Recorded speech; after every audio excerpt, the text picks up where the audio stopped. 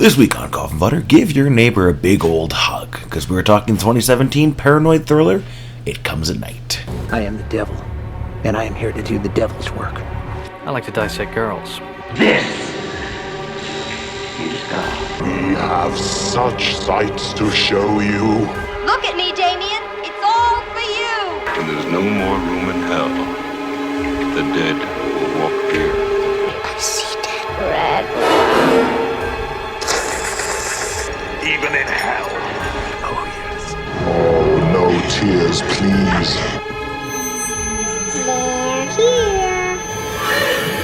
Here's Johnny. Hello and welcome to episode 28 of Coffin Fodder. I am your illustrious host, Mike Orbick, and I am joined by a man who absolutely positively doesn't trust anyone ever. Mr. Kyle Mickelborough. These are starting to feel like they're way too on the money. And of course, a guy who was breaking into houses long before the apocalypse, Mr. Brady Silger. And this week on the show, we are talking the 2017 paranoid horror thriller. Yes, would probably be the way to qualify it. Yeah, for sure. It Comes at Night. It do. As yeah, She does. They do. oh yeah, there's yeah. I think I literally made a dumb sex joke at the end of the last podcast. Yeah, you did. Yeah, I think you have to with a title like that. But yeah, this is a movie. It's sort of a post-apocalyptic thing. It's left intentionally vague. What has happened to the world and what's going on. Yep. But it follows a family living kind of off the grid in the woods, and how they happen to encounter another family, and they become friends, and then possibly bad stuff's gonna happen. Possibly. Yes, You never know. it could happen because this is a horror movie. Something bad could happen at some point. There weren't any rainbows. No. No. I think what's like the first thing that I noticed about this, because this is one of your types of movies. Absolutely, it is. Like it's one of those, like it's a minimalist sort of slow burn, It's grounded in quiet. the characters, and there are a few of them. Yep. Yeah. So this is we've had a few of these from the Comic World Club. Yep. This is my dick. The Endless and They Look Like People are two examples. Like this is that salt I had. But yeah, this one, what I think really shines about this one is that it's much more competently made It is. than those other movies. They're fine. They're good, but they're lower budget, right? Yeah, and this one is like way more competent. Like it's like the cinematography, like you could tell somebody was actually looking at how to frame the shots Exactly. and how to do the effects and everything. Like There's a solid crew behind this. There's some money behind this. There's a little bit of thought, and they've got some good fucking actors and actresses. fucking great, they do, man. Joel Edgerton is a favorite of mine. I couldn't even list right off the top of my head 5 movies he's been in, but the movies I've seen him in, I'm a big fan of this guy. I don't know. Is he the Suicide Squad guy, or is that Joel Kinnaman? That's Kinnaman. Okay, never mind. I'd have to look it up, but I'm not going to see what else he's been in. But he's good, man. I couldn't tell you what else he's in either, but I know his name. Yeah. So I know that I've seen him in other stuff. The others I don't recognize from anything. Riley Keough. I know her. Again, I can't remember what I know her from. But as soon as her name popped up, I was like, oh, she's in this. Okay, yeah. It was Will that I thought did a damn good job, but I've never seen. Ooh, Christopher Abbott. Yeah, I have seen him in something else. So who the hell is this guy? I think, I could be wrong, but I think he might have been in The Sinner. Okay. That sort of anthology.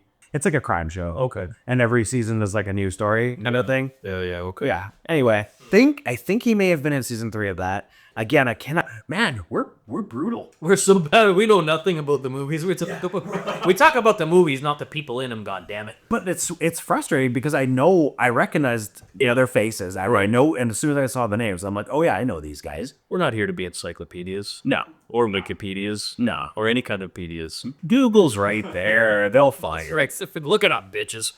I did read a really cool fun fact about why they cast Joel Edgerton in this movie. It's because he's constantly edging.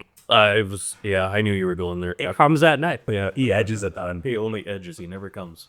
I was holding on to that. But as you're topic, it's like, But yeah, this is a Kyle movie, 100% through. I had watched it once before. Like so many things, I forgot everything that happened in it. So this was basically a first watch for me again. I apologize to the people who were traumatized by the ending events. I had forgotten those were in there. I forgot a lot of that stuff. Yes, even getting right up to it, I didn't know where this movie was going, even though I'd seen it. So it was an unpleasant surprise all over again. But you're right. The movie is it's slow, it's quiet, but it's intentful, and it's building the tension. All to it's edging you all the way to the climax. That's quite the double entendre. A double innuendo. But so I'm interested to hear more what you guys thought of things on this one. Just because it's my pick and I've seen it and I know that I liked it, even if I forgot why. But you guys both said you enjoyed it, so yeah. Is it just the tension? Is it what? It's the not knowing and the tension. Like, you could tell there's something really bad happening, but you don't know what. It's the sense of dread, yeah. So impending sense of dread that permeates, like, when things are kind of happy and everybody's having a good time in the middle, you're like, this won't last. Exactly. You can just feel it, like, you know. Just from watching Paul as a character, you can tell. Well, the he's so tense. You can tell that, that this guy is 24/7, 365, never letting his guard down. Well, and as he does, he's doing it with a calculated purpose in mind. Right. And when someone's that guarded, it's what's defense almost becomes an offense. And you're that regardless of the movie. Right, which is exactly what happens when you're that paranoid and that guarded and that untrusting. It's gonna flip the other way, and you're going to lash out with that defense in mind to preempt someone that's gonna do you harm, which is exactly where it goes, right? Yeah. Well, even I think one of the most interesting little scenes later on is when he offers him a drink. He offers Will a drink, and it seems like he's finally gonna start trusting him and warm up to him a bit. Yeah, and I don't think I caught this the first time. He's hoping that he'll slip up. Yeah, he's giving him the drink. He's not offering the drink as like a way of he sets it up as like a camaraderie. Absolutely. And then, but what he's really doing is hoping that when he drinks a little bit, his guard will slip. Well, I'm sure enough something does slip.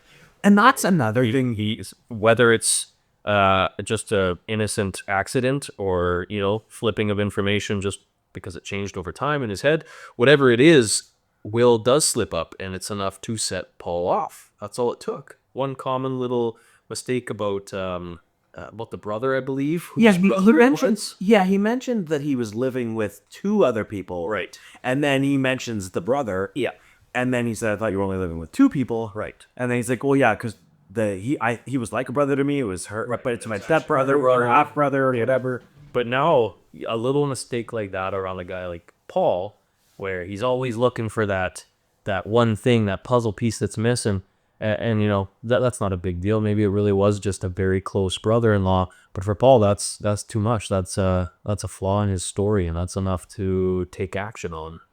Yeah, and I think another thing that's interesting about this movie is, because we've talked about this a few times, the idea of whether you should leave it open or kind of seal the deal. And this is one of the movies where I admire the fact that they don't answer any of the questions. Not even I think it works better because this is a movie about paranoia, right? And like, what do you think is going on?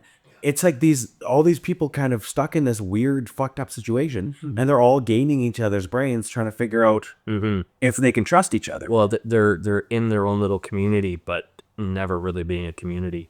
And I think also to further those feelings, not knowing and never explaining creates a sense of isolation in the viewer, much like the characters in the movie are in, right? They're in an isolated cabin, all locked up, nobody's around. You never do see anybody else in this movie. It's not true. You see two other people, but you see very few people in this movie. They're very isolated. So to tell us nothing as viewers leaves us in the dark as much as they are. And it helps, I guess, immediately connect you. It puts you in their position. Yeah, it immediately connects you not just to the characters, but to the story being told or the lack of story being told, perhaps. Yeah. I think less of like the story they could have went with, but doing like the not really minimalistic thing, but I think it worked better than have like fleshing out, oh, this is a disease or this is a zombie apocalypse. Well, it's as simple as, in human psychology, an answer creates comfort. So the lack of an answer leaves you with the unknown and it gives you no comfort. And so you're, again, as a viewer, you're kept in the dark. You don't know. You don't know what. You know something's happening because in the beginning you see Grandpa Bud. They basically take him out, put him down because he's sick with something.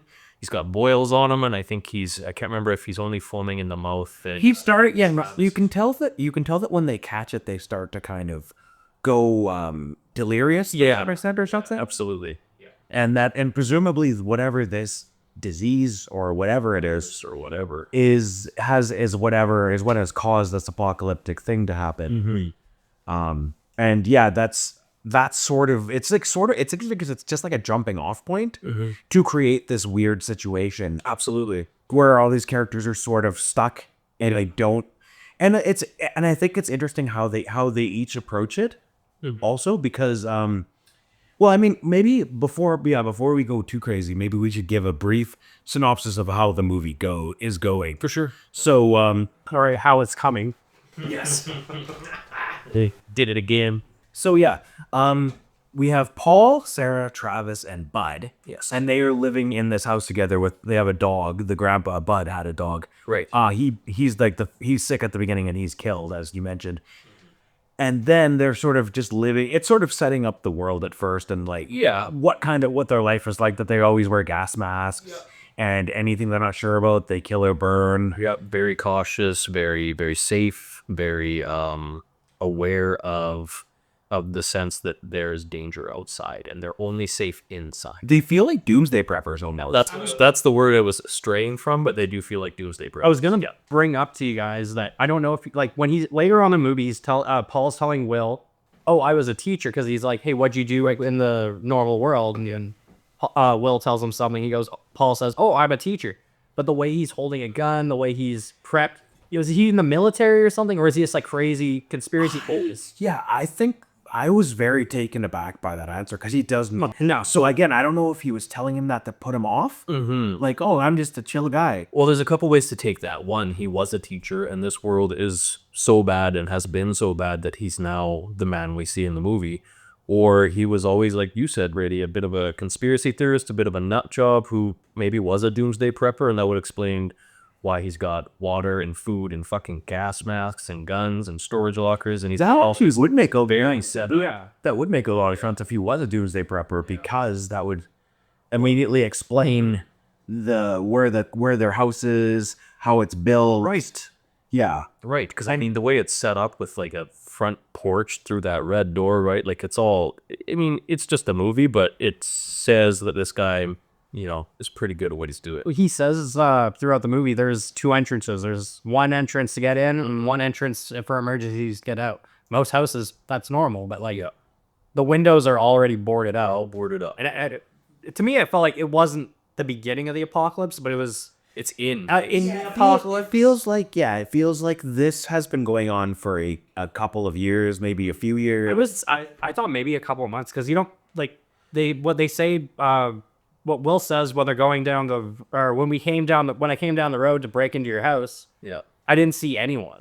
That's true. And like if there was the beginning of the apocalypse, people be flooding. No, that's what I was saying. I was saying like a few years. I think I would say years because there's a certain, and in the movie, there's a line that alludes to it, but the amount of desperation that you see in the characters and the people that they run into says this is probably not new. Like, Well, and particularly Travis is very lonely. Like he's tired of being stuck in the house with just his dad and his mom. they're not like weeks or months. I say years. Yeah, he's getting like stir crazy. For sure. Well, that's why he's so upset when the dog disappears, because that's his only friend. He's a teenager in a world that there's no other kids, where a kid needs to socialize. Right. And I think they examine that really well through him. So yeah, I mean, I guess before we get to that, let's introduce.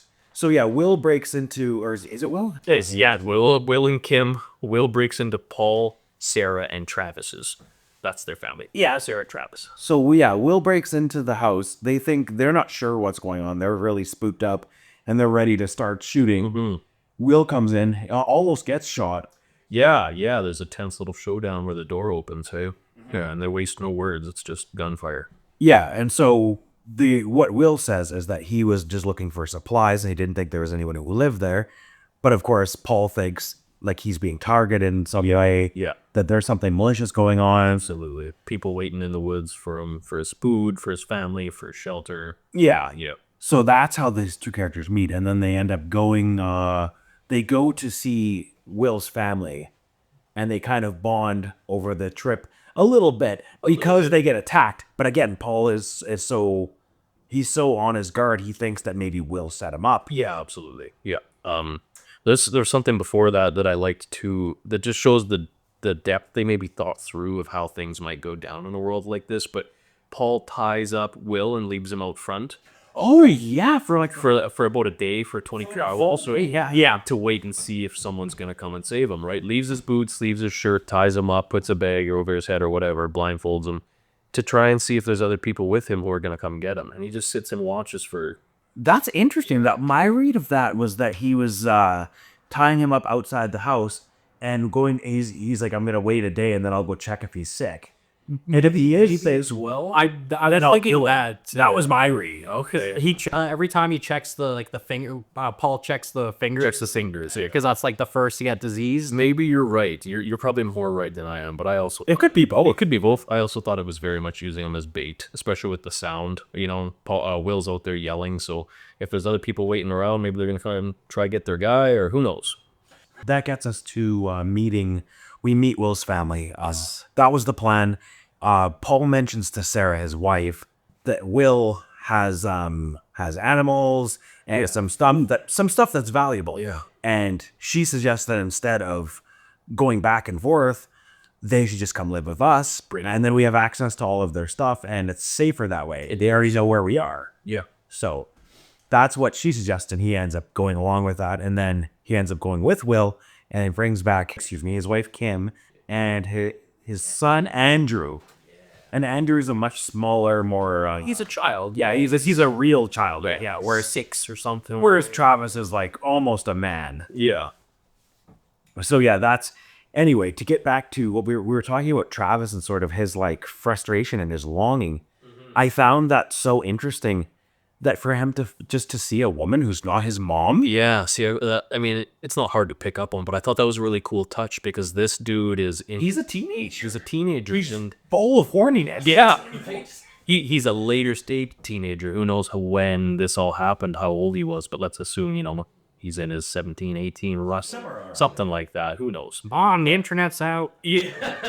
What am I supposed to do? Yeah, he hasn't seen a woman in who knows how long. So finally someone that's not his mom is around, and I mean, he's into it. He doesn't know what to fucking do about it. Yeah, and I think that's part of what makes it so interesting, the nuance of it, because you can tell he likes her, he's interested in her, but he also feels conflicted. Like, should I be trying to hit on another guy's wife? Well, he kind of takes joy in just having another family around too, that he can just suck up the happiness up, Yeah. Just listening to them talk and then laughing when they're laughing, I thought was a really cool touch. And it, in good movies or theater or whatever, I don't know where this thing comes from, but don't tell, show. Yeah. Right? So they don't use a lot of exposition to say this shit. They just show that he's enjoying being around them. And I think that's really cool. It just shows how lonely and isolated, not just the family, but Travis in particular. And I think that specifically, he's happy to just see people that aren't quite so guarded. Yeah. As his parents are.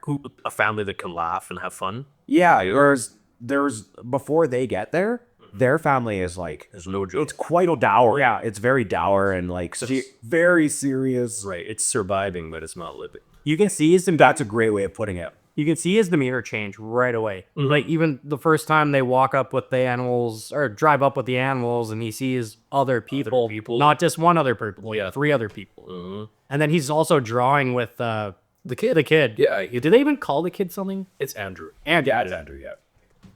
Right. So now we've got all 6 characters and the dog Spot. Yeah, all living in the house together. And yeah, this is sort of the happy middle of the movie. Yeah. Where they're starting to they're playing games together. Yeah, the dinner's a good. Yeah. And they seem to be it's sort of like a Walking Dead-esque. I thought it's just one of those many post-apocalyptic shows where people are sort of trying to find community again, and it feels like that could be happening if it wasn't for Paul. If it wasn't for fucking Paul, yeah, he won't give it up, man. Like they could have, honestly, I think they could have had a many happy years just living together as sort of like an extended family. Yep, but that's where the horror of the movie comes in. All it takes is Paul and that little seed he has planted inside his brain that says, "Don't trust, don't trust, don't trust," and that's all it takes to pull apart a community. Yeah, They have a small community of 6 people and a dog, and it only takes one guy not trusting the other to make that fall apart. And whether Will actually did anything untrustworthy or was untrustworthy, it didn't really matter. It was Paul's decision. yeah, Or decisions. I was gonna bring up once they get both families get cozy, Kim and Will get really fucking horny. Yeah. I was like, is this part of the same movie? I was waiting for the orgy. I mean, it was 4 hours. Well, and that's the same. Yeah, that's sort of the same thing. Is you see how Will and Sarah are like an actual loving couple who lay together and snuggle and joke and kiss. And you compare that to Paul and Kim, and they're like, That's the other way around. But I like what you're saying. It could be just as easily that way. It's Paul and Sarah, Will and Kim. Did you notice the cock chair in the? okay. Anyway, doesn't matter. The comparison, yeah, you see, yeah, Will and Kim. It's Will and Kim, and then Paul and Sarah. Will and Kim, They're all like jovial. they're warm. Yeah, they're living. It feels like a real couple. Yeah. Whereas it's exactly like you said.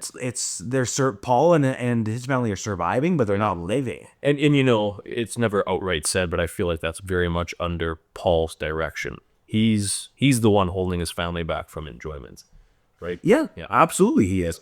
If it was like, it's sort of like, it's a little grim to say, but I think possibly his family would be happier if he was dead. I would say yes.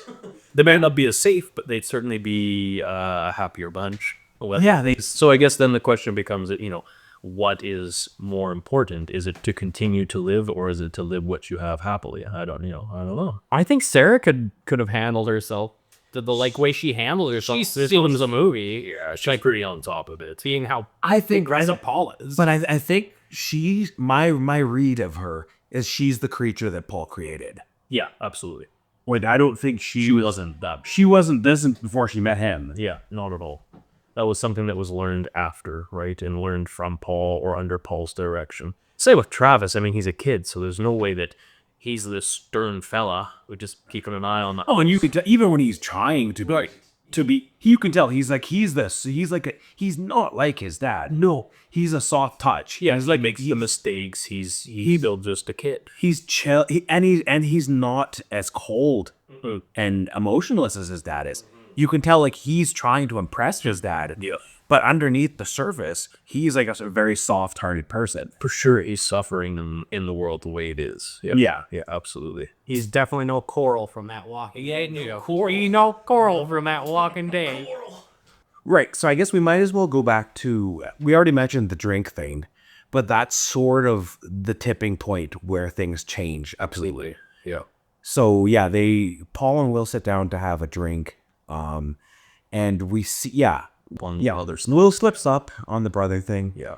And from there, Paul doesn't trust him again. I mean, he trusts him less than he already did, right? Essentially. Yeah, he never did trust fully, right? Or at least I don't think he did. Well, because he specifically says the son is like really bonding with these group of fight, and he's having like you can see he's happy. Yeah. And it made me wonder if Paul, does Paul hate them because his son is so happy right now? I see. I wondered that as well. If he feels pangs of jealousy watching Travis and Will play together, and Will's teaching Travis how to swing an axe and stuff.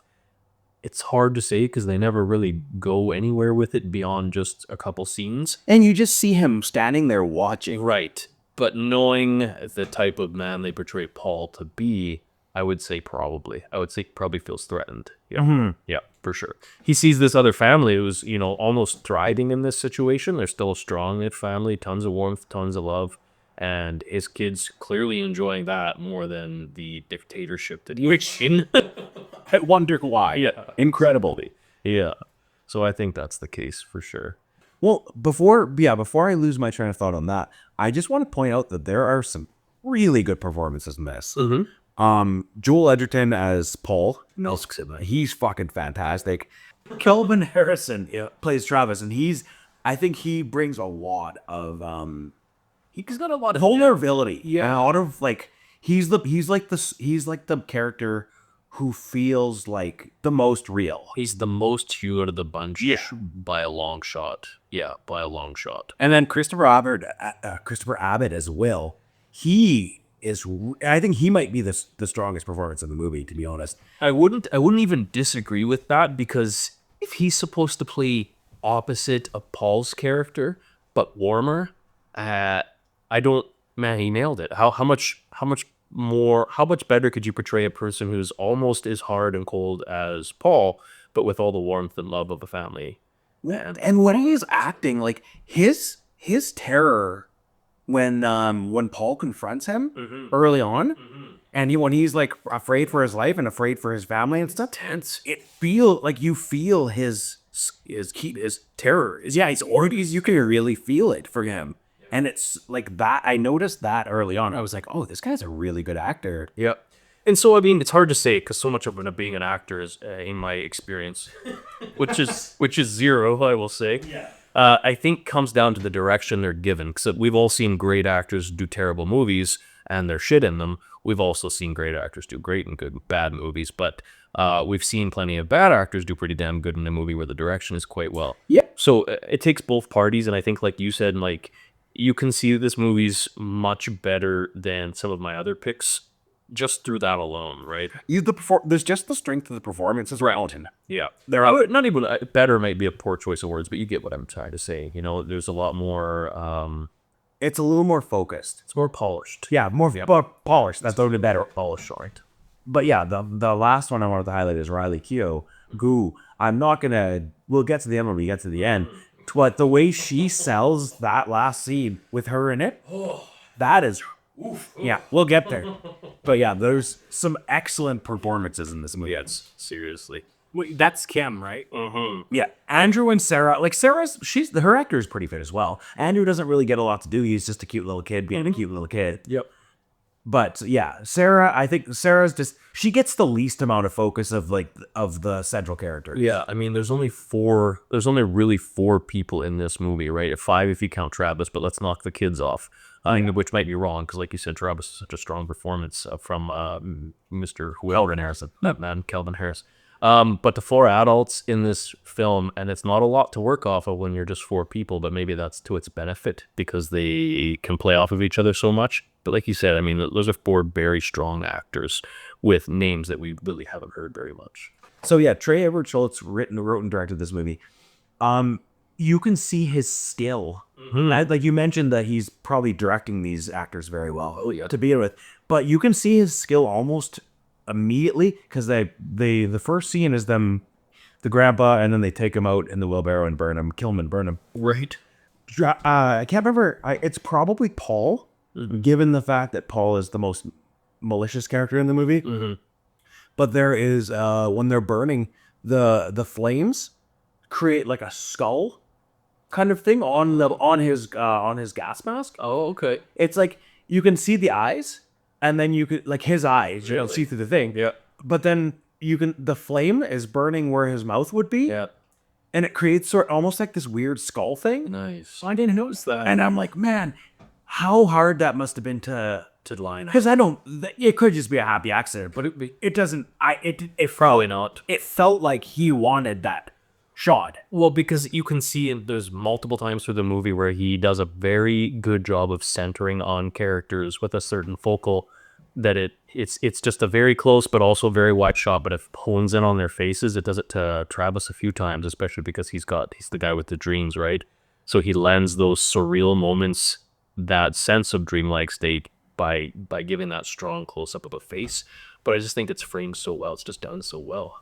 The dream sequences that Travis has, I thought got really into him, because like really felt close to a movie you just picked recently, Event Horizon. Event Horizon? Yeah, they the flashes. Yeah, okay. Like the weird. It's not body horror, but like some of the when he sees his grandpa, there was body horrors. It needs to be in Yes. this movie, yeah. and it also the blood coming out of the mouth. Like that was The probably the goriest thing in the movie. I will most- say, and that's what made the movie for me. Hell yeah, right? Because there's a fever dream, but it's also like, holy shit, is he dreaming or is this really happening? Well, you know that for a second. I think that's part of what makes it so interesting that they leave it completely open, because it makes you wonder, could there be some sort of biblical element to this, whatever's happening? So like, is he having visions of the future?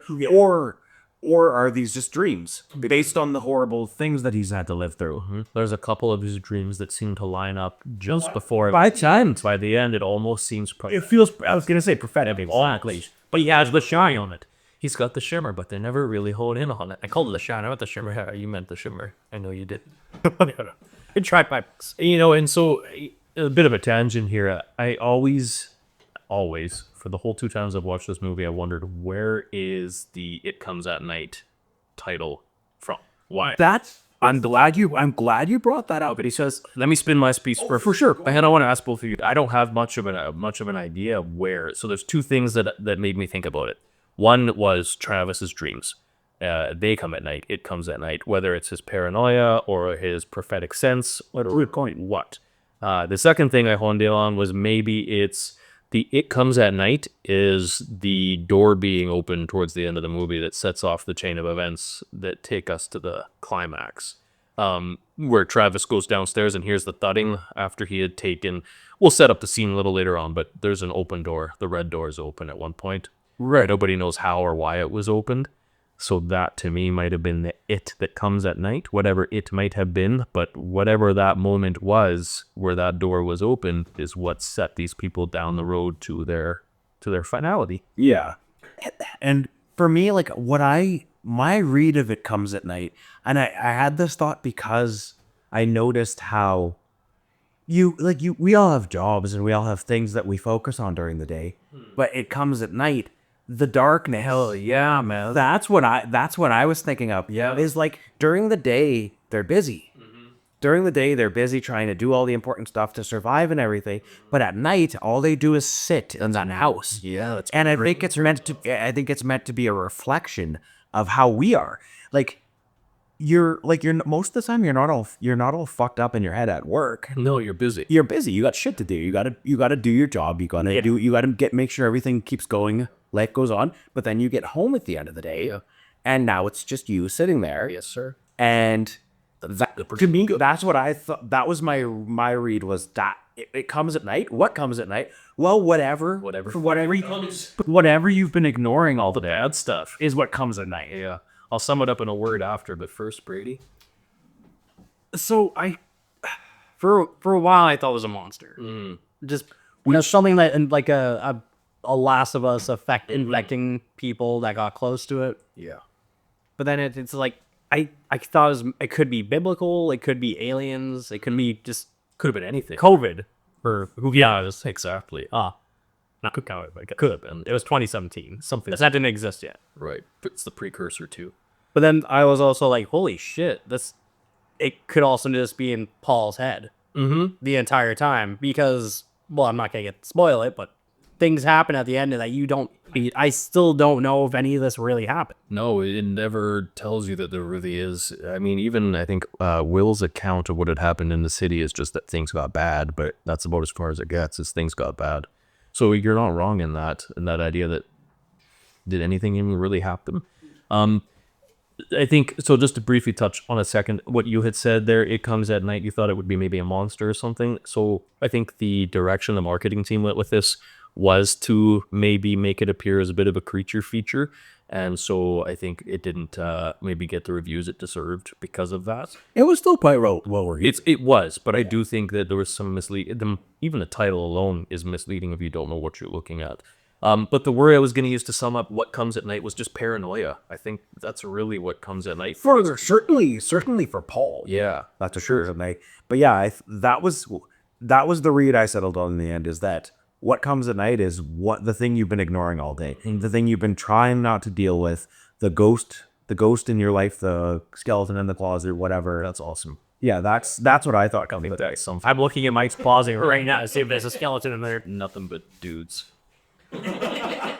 Yeah, I think that's a great thing, Mike. I think that's perfect, actually. Just whatever it is that you're not looking forward to having to confront. Yeah. The thing you're gonna have to think about eventually that you've been trying to stay busy and not think about. Yeah, that's perfect.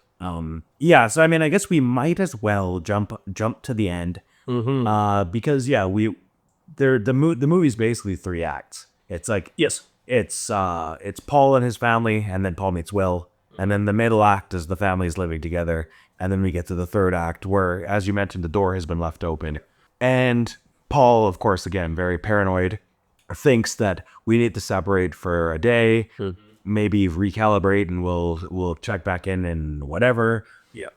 But again, his demons are getting the best of him, and he's afraid that their son, what it seems to be is he's afraid. Yeah, he told him to go to their room, and him and his family would go to their room. Yeah. And we'll kind of reconfigure in a day or so, right? And he goes there, and he wants to go inside because he thinks Andrew is infected. I think that her son is infected. Yeah, but not just him. Sarah's in on it too. Her paranoia is just as sparked, right? Yeah, I think she's my Taken from. my read is that she follows his lead. I agree. I think she has her own idea there in there as well. She's the one, I think, that suggests that they would leave, but know their location. Yeah, you're right. She's also quite paranoid. So she's, I believe, the one that puts forth that they can't be allowed to leave because they know where they are. It is Paul that caps that off, saying that, you have no idea what people will do when they're desperate, because Travis is protesting the idea that they're an enemy. But Sarah is just as involved at that point as Paul is. Yeah. And so anyway, sorry, they stomp off to go to these guys' room, right? Because they're Right. So yeah, then they're knocking on the door. They're telling him to open up.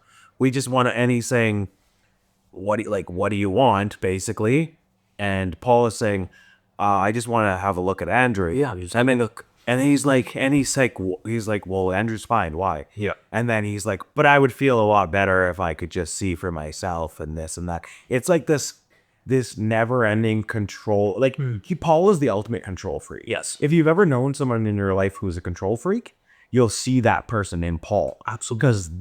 Because when you know someone who's a control freak, they think that they're responsible for everything that's happening. All the things. And anything that goes wrong, they're responsible for that also, regardless of what their part in it actually was. So they just think, if I can just control everything, then it will be fine. If I can control everything, then nothing will go wrong and it won't be my fault. Yes. Yeah. So he's up there and he sees Andrew freaking out. Then Paul hears it, and that's why Paul goes get the gas mask. Sorry, and he also overhears them saying that we need to leave. He hears, I believe, Kim saying to Will, we need to leave. There's already the seed planted that this other family is going to take off, and either they're sick or they're going to take food and water and supplies. So there's a ton of paranoia and worry about they're going to leave, what are they going to take, and what might they bring back when Paul and Sarah go to their room. Right. Yeah. So yeah, then they're outside the door, but how does it kick off at the door? He keeps saying let me in, and they keep going back and forth. Right. So eventually Will does open the door with gun in hand on Paul. Oh yeah. Says okay. He gets the drop on. He gets the drop on Paul and gets him in the room with Sarah still outside, of course. But gets the drop on Paul. And, I can't exactly remember. So much happens. This is where the movie kind of kicks off and things start rolling forward. So I remember exactly what happens in the room. It's sort of like, he basically says, Will does. Yeah. He says, like, look, we're going to leave. Mm-hmm. All we want is what's fair. Right. He's like, we're not trying to rob you. We're going to take a little bit of everything because we brought stuff and we've been working together and this and that, right? He's like, all I want is what's fair enough for my family to survive. Yeah, I just want to leave with my family. We're not coming back. Let us go. Yeah, essentially. And then they sort of like come to a seeming agreement, but of course you know that Paul's never going to really agree to anything, right? If there's any way around it. Mm-hmm. So yeah, Will is taking Paul down the stairs. at gunpoint. Yeah. And Sarah, meanwhile, is pointing her gun at Will. Yeah, she gets the drop on Will. Yeah, real Mexican standoff. Yeah, exactly. Not to like interject really fast, but all the guns in this movie are made by Remington. That stub-nose pistol, that's so cool. The bolt action. It's like, did Remington sponsor this movie? And like, oh, we'll give you money to make this movie if you have all of our guns in here. Yeah. The things that you noticed in particular in films is always blown my mind. Yeah, I love it. I like knowing things. Anyway, yeah, so the it's sort of going, and then at some point, right, that's what it is. It's Will says to Sarah, you know, let's lower our guns at the same time. Right. And we'll all just like be chill. And he's like, we can solve this. Well, everybody can be happy. We can all be alive and everything's okay. And then as soon as he drops his gun, Paul turns on him. Fucking turns on him immediately. Didn't even give him a chance at peace. Yeah. He immediately turns on him and attacks him. Takes his gun. Yes. And then now he's taking him out. And the idea is that Kim is holding Andrew and following. Yeah. And it's interesting because we never see Andrew's face or any of his features from this point on. So we don't know if he was sick or not. We never find out. Yeah, we never. They deliberately hide his face. His mom's holding his face to her chest. So Which it's worth pointing out that none of the characters see this either. None of the characters get a moment to see Andrew's skin or face, essentially. yeah, so They don't know if he's sick or it's all the woke mind virus. Yeah. I think the last person from Paul's family was Travis when he picked up Andrew because he heard him having a nightmare or something. That was the last time Paul's family interacted with him. But I think that was Well, and I mean, kids. So to some degree, the kid's showing some signs of maybe not being cool. Right? He's feverish and kind of thrashing when he's having his night dream, but you know he's a sleepwalking kid, so he doesn't remember Travis getting him up and putting him in bed with his parents. But he's a fucking As someone hints, so my daughter used to have sleepwalk, and she used to have night terrors. Yep. And yeah, it's very strange and very unsettling, and they don't remember anything about it happening. Yeah, my daughter used to have some when she was really young as well. She got past it pretty quick, but yeah, a kid doesn't know what the fuck's going on, right? They're just kids. Yeah, I'm an adult. I still know what the fuck's going on. So, yeah, exactly. So, you know, a sleepy kid, that's no reason to point a gun at them, but Yes, it is. Wake the fuck up. yeah. But so in that moment of tension as Paul attacks and takes over the scene and Will's now at his mercy, I believe Kim and Andrew have taken off, right? No, they're being forced to walk with them. Okay. They put what they do. It sort of ties around to the beginning of the movie because now Will is in the wheelbarrow and Paul is wheeling him out, Right. as if he's about to be killed and burned. Is the suggestion, and Sarah and Kim and Andrew.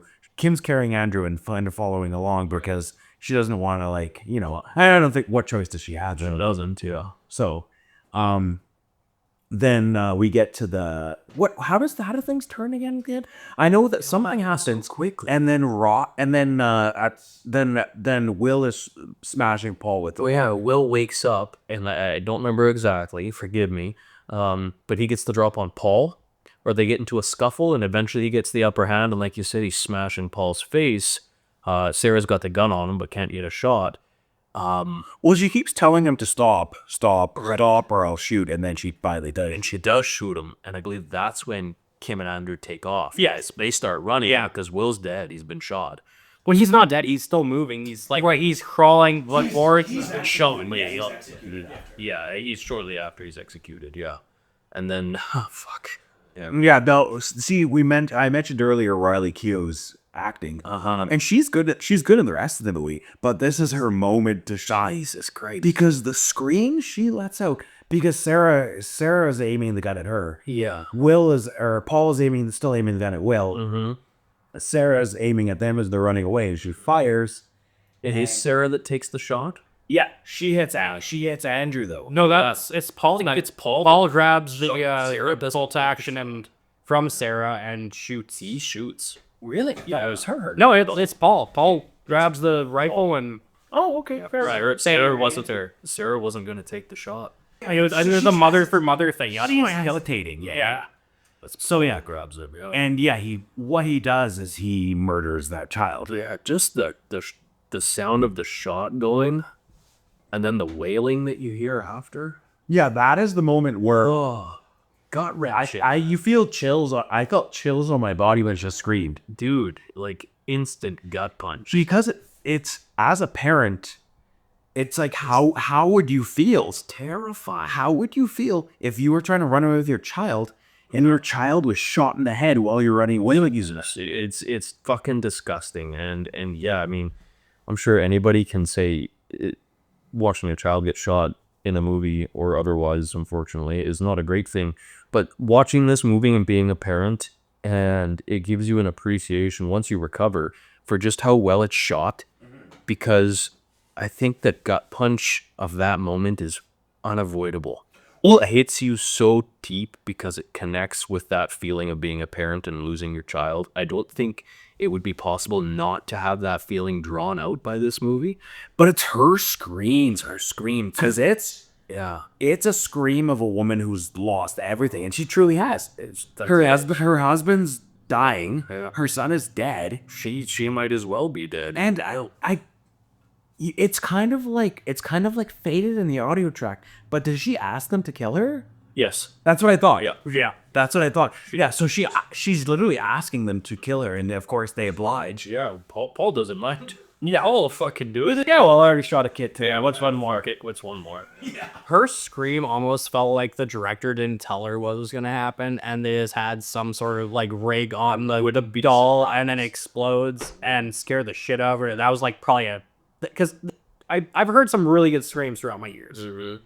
That scream was, But it's not just a scream of terror. It's a scream of like, you killed my Like everything is over. yeah, but everything. Yeah, that's a great way of putting it. Everything is over. My entire life has just evaporated before my eyes. Yeah, and which is exactly why she comes. I think just about anybody would be in that position and say, just fucking shoot me then. Yeah, I mean, no, well, there's no reason to live. Yeah, like the thing you take care of and the two things to take care of are gone. yeah.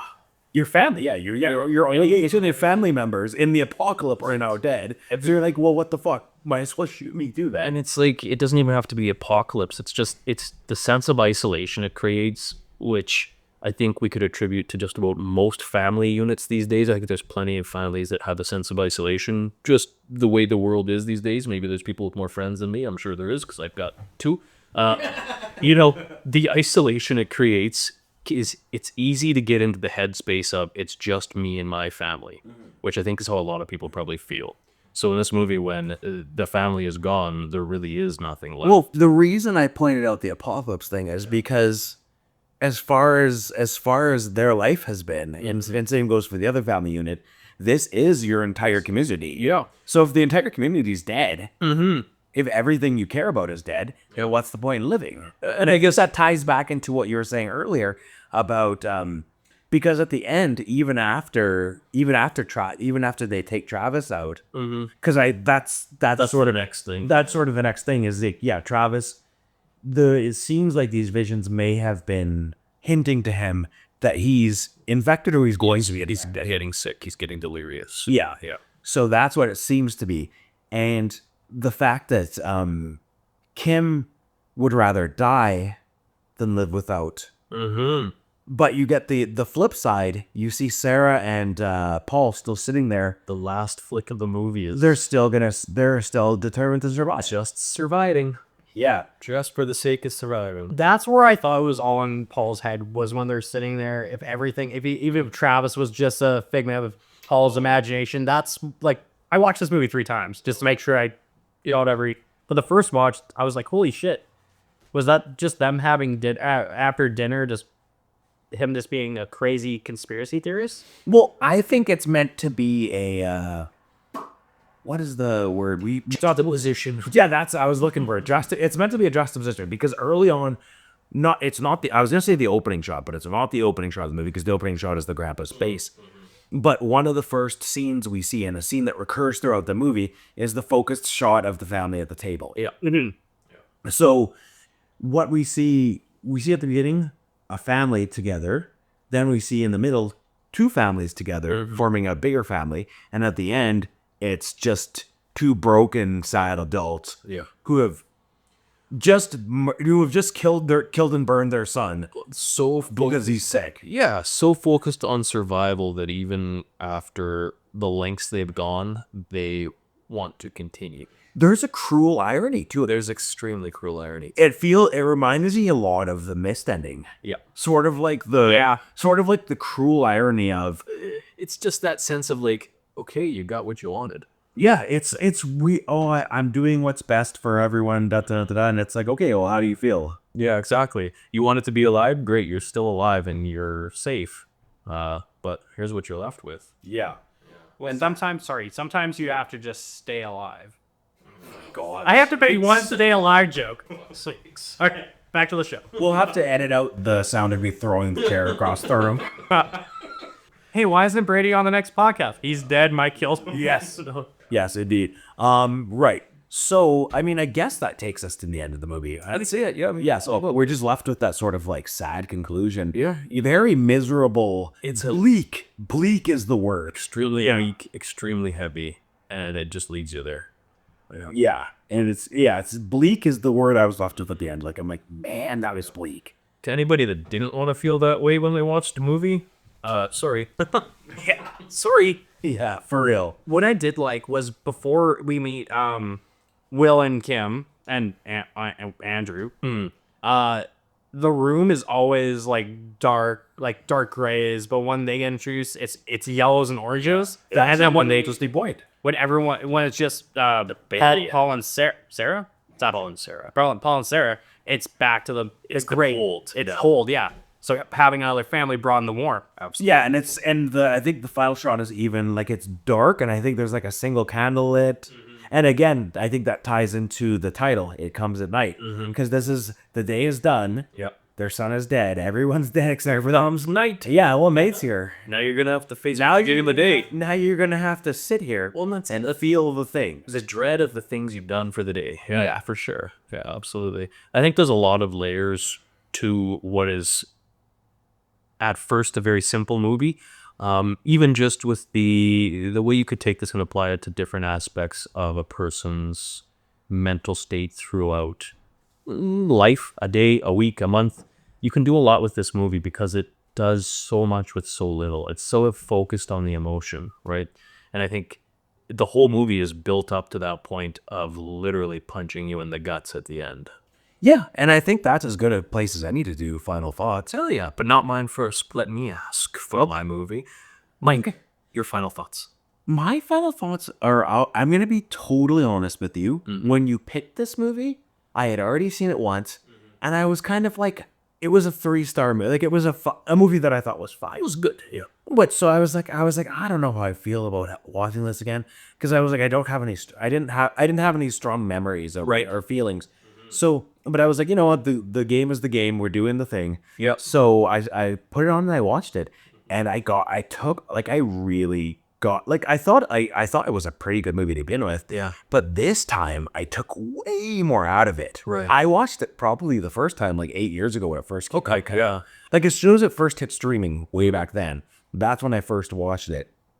And so all these years later, I think probably partially because it's my second watch, but also because life changes you and you become a different person as life goes, right? I mean, 8 years ago, you would have been, and even new to being a parent relatively. Fairly new, yeah. So this is like a different, I had a very different experience with it, and I think honestly, I felt like it's a really strong movie. It's minimalist, and I don't think it's like a 5-star movie, but I put it in like the 3.5 to 4-star. Like it's a strong movie. It is. And I think what it's doing, like if you're not into what it's doing, then you're not gonna get past the 20-minute mark. No, if you're not into a quiet, slow start like that, I guess, no, you're not gonna make it. Yeah, you're just gonna think this is boring and you're gonna turn me off, or you're gonna just be farting around on your phone and not paying attention. Right. Where one or the other. Right, and if you don't let the movie drag you along at its pace, you're gonna miss the movie. Right. If you're tuned out for 5-10 minutes on your phone, you're disconnecting from the emotional value. And you're just gonna feel like you wouldn't. Why would you do your shit at that? Right. Because the whole point of the film is to isolate you, and put you in the situation of the family. Exactly. You have to be there, otherwise you don't feel it. Yeah, put your fucking phones down and watch the movie. But So yeah, that ultimately, I'm really glad. Like at first, I was kind of like disappointed that you picked this one, but in the end, I'm actually very happy to have watched it again because I really took a different experience out of it the second time, and I think it was well worth rewatching. nice. Me too. Brady. I haven't seen this movie before, Okay. but it reminded me a little bit of The Quiet Place. Not Quiet Place.